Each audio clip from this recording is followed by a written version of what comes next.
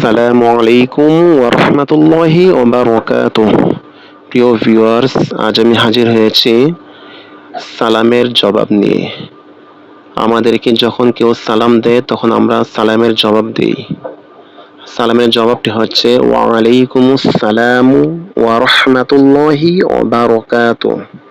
আবারও বলি ওয়া আলাইকুমুস সালামু ওয়া রাহমাতুল্লাহি ওয়া বারাকাতুহু। এই সালামটি যদি কোনো একজন ব্যক্তি আপনাকে দিয়ে থাকে তাহলে ওয়ালাইকুমু না বলে, যদি পুরুষ ব্যক্তি দিয়ে থাকে তাহলে আপনি বলবেন ওয়ালাইকাস সালামু। আর যদি কোনো মহিলা ব্যক্তি আপনাকে সালাম দিয়ে থাকে তাহলে আপনি বলবেন ওয়ালাইকিস সালামু। কাফজের কি বলবেন মহিলার ক্ষেত্রে, পুরুষের ক্ষেত্রে বলবেন কাফ জবর কা।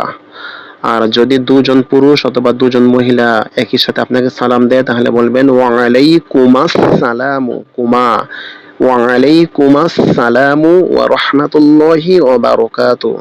আর যদি দুইয়ের অধিক পুরুষ অথবা মহিলা কেউ সালাম দিয়ে থাকে তাহলে আপনি তখন এই জবাবটা এইভাবে দিবেন ওয়ালাইকুমুস সালামু ওয়া রাহমাতুল্লাহি ওয়া বারাকাতুহু।